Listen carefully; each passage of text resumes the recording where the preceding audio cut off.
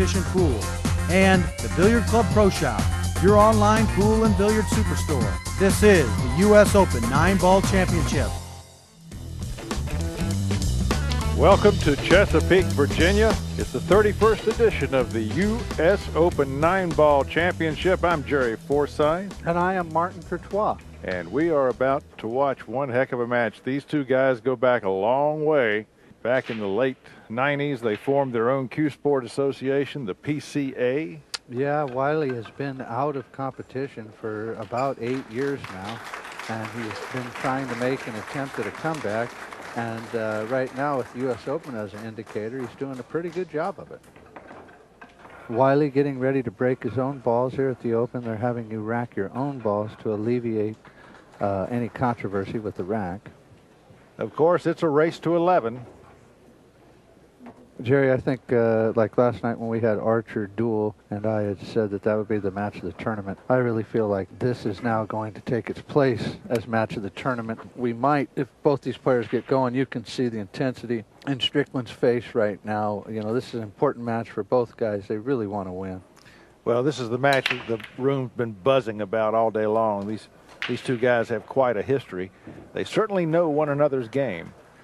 That they do. CJ, before his hiatus, was climbing up and rising to be one of the top players in the game. Was in the top 5 at one point in time and playing very solid pool, and then just for various reasons opted not to play the game for a while.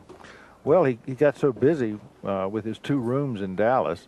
He had a one room which originally was called Champs for a long time, and then he opened another one in North Dallas, and that'll keep you busy.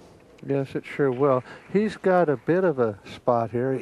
Excuse me, has an angle on the 3 where he has to try to miss the 5, and it looks like he might have overcut, and he did overcut the 3, and that's the first mistake between the 2 competitors tonight that I will be curious to see how many of those types of mistakes are made, Jerry, not just from CJ, but Earl too. This is a very, very big match for both of them.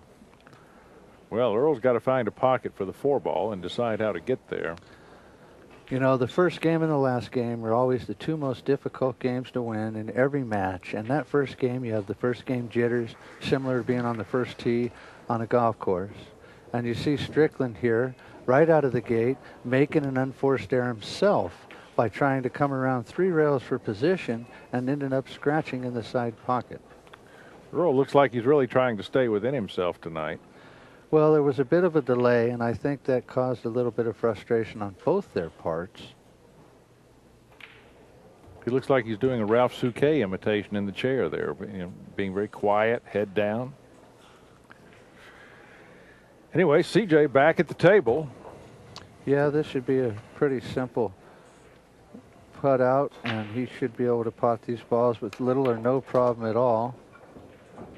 And then he should probably take a 1-0 lead here. Back and forth across the table from the 7 to get to the 8. Wouldn't mind being straight in on this shot. As it is, he'll simply go back across the table again, play the 9-ball in the same pocket as the 8.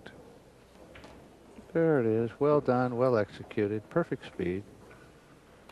And it's C.J. Wiley who puts the first mark up on the board in our race to 11. He now leads Earl Strickland 1-0.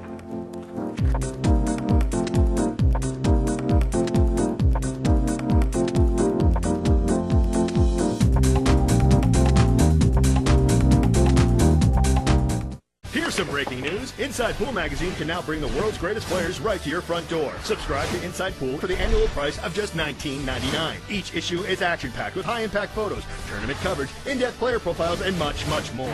1 blue diamond table, 6 very tight pockets, and 9 colorful Belgium balls. Sounds simple, right? Well, maybe for these guys, because they're the world's